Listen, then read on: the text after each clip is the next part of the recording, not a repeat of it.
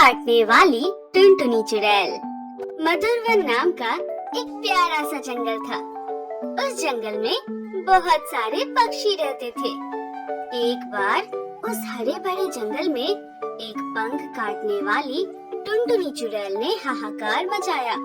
हर दिन रात के 12 बजे टुनटुनी चुड़ैल हर घर के बाहर चक्कर लगाती और जिस घर का दरवाजा और खिड़की खुली दिखती उस घर के अंदर प्रवेश करती और जितने भी पक्षी दिखते उनके धराधर पंख काट लेती थी और फिर दूसरा घर ढूंढने के लिए निकलती थी।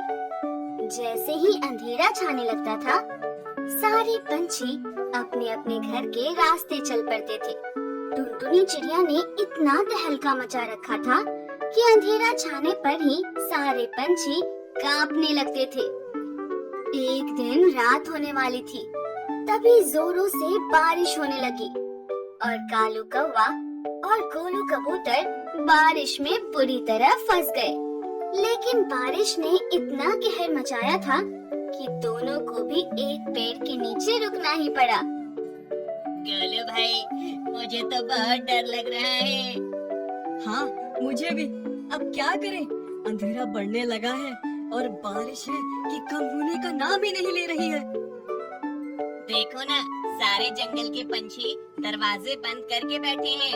अगर हम किसी के घर भी गए तो भी कोई दरवाजा नहीं खोलेगा, टुनटुनी चुड़ैल के डर से। अब क्या करें? मेरी बीवी और बच्चे मेरी राह देखते होंगे। हाँ, मेरी पत्नी भी मेरी चिंता कर रही होगी। मुझे तो लगता है कि हमें आज रात इसी पेड़ के नीचे छुपकर बैठना चाहिए। अरे नहीं रे बाबा, नहीं। क्या पता वो टुनटुनी चुड़ैल ने नाक से हमें सूंघ लिया तो? टुनटुनी चुड़ैल का नाम लेते ही पीछे से अचानक टुनटुनी चुड़ैल के हंसने की आवाज उनके कानों में गूंजने लगती है।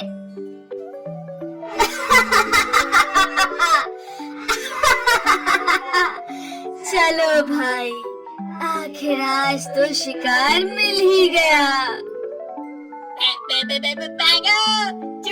चुड़ैल! हाय, मर गया रे, भागो! जैसे ही कालू कौवा और गोलू कबूतर भागने लगे, चुड़ैल उनके सामने आकर खड़ी होकर जोरों से हंसने लगी। कितना भागोगे? आज तो तुम बच नहीं पाओगे। भागना है तो भागो। कालू कौवा और गोलू कबूतर जोरों से भागने लगे तो फिर टुनटुनी चुड़ैल उनके सामने आकर डरावनी आवाज में हंसने लगी। अरे भागो ना, भागो। देखो टुनटुनी चुड़ैल, हमने तुम्हारा क्या बिगाड़ा है? कृपा करके हमें जाने दो, हम तुम्हारे हाथ जोड़ते हैं। कदापि नहीं, मुझे पंख काटने में बड़ा मजा आता है और अब मैं तुम्हारे पंख काट कर ही रहूंगी। बचाओ, बचाओ! मर गए रे, हम तो मर गए। डरावनी टुनटुनी चुड़ैल ने गोलू कबूतर और कालू कौवे की बड़ी बेरहमी से पंख काट दिए और अगला शिकार ढूंढने के लिए सारे जंगल में भटकने लगी। इधर कालू कौवा और गोलू कबूतर दर्द से चिल्लाते रोते रहे, लेकिन उनकी सुनने वाला और सुनकर भी उनके पास आने वाला जंगल में कोई भी हिम्मत वाला पंछी नहीं था। दूसरे दिन सुबह सारे जंगल के पंछी कालू कौवे को और गोलू कबूतर को देखने के लिए आए और उनकी ये हालत देखकर जंगल में टुनटुनी चिड़िया की दहशत और भी बढ़ गई। सभी पंछी कालू कौवा और गोलू कबूतर को वैद्य जी के पास इलाज के लिए ले गए और उसी दिन जंगल में एक पंचायत बुलाई गई। चील मुखिया जी, अब आप ही कुछ कीजिए, नहीं तो इस जंगल में एक भी पंछी उड़ने लायक नहीं बचेगा। हाँ मुखिया जी, अंधेरा होते ही मन में दहशत पड़ी होती है। अब हमें कुछ न कुछ हल ढूंढना ही पड़ेगा, नहीं तो उस डरावनी पंख काटने वाली टुनटुनी चुड़ैल के डर से ही सब पंछी मर जाएंगे। और नहीं तो क्या, वो चुड़ैल कब किसका पंख काटेगी ये किसी को भी नहीं मालूम। मेरे ख्याल से कोई तांत्रिक विद्या जानने वाले तांत्रिक को बुलाना चाहिए। बिल्कुल मेरे मुंह की बात छीनी आपने चील मुखिया जी। तो बस ठीक है, मैं कल ही बाजू वाले जंगल में जाकर तांत्रिक चिड़िया को लेकर आता हूँ।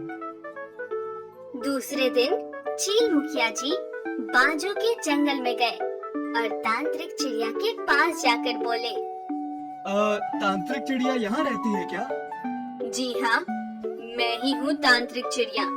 बोलिए, क्या काम है मुझसे?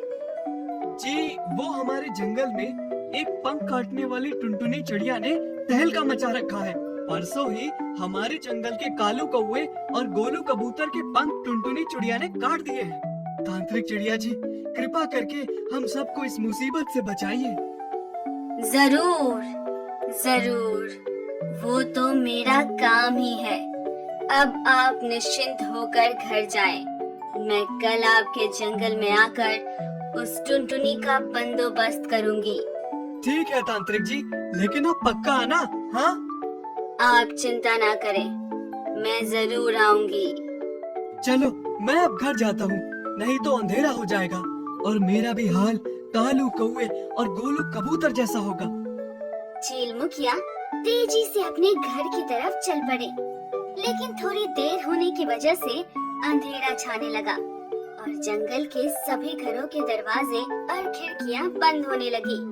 चील मुखिया मन ही मन डरने लगे। अचानक उनको किसी ने डरावनी आवाज में हंक मारी। चील मुखिया जी। अरे ओ चील मुखिया, रुको जरा, इतनी भी क्या जल्दी है? कौन हो तुम? मुझे नहीं जानते?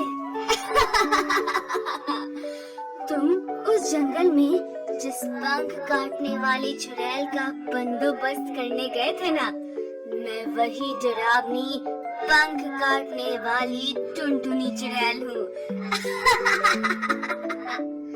बेचारा मुखिया, अब तेरा क्या होगा? मुझे तुझ पर दया बिल्कुल भी नहीं आ रही। मुझे खत्म करने निकला तू? अरे मूर्ख, मैं तो इस जंगल के सभी पंछियों के पंख काटकर अकेली ही जंगल में उड़कर इस जंगल पर राज करूंगी। टुनटुनी चुड़ैल, हम पंछियों ने तुम्हारा क्या बिगाड़ा है? चुप कर तू, आज तो तेरा शिकार करके ही रहूंगी। ये टुनटुनी कभी खाली हाथ नहीं जाती। और आज तो एक हट्टा कट्टा पंख मिलने वाला है, तो उसे कैसे जाने दूं?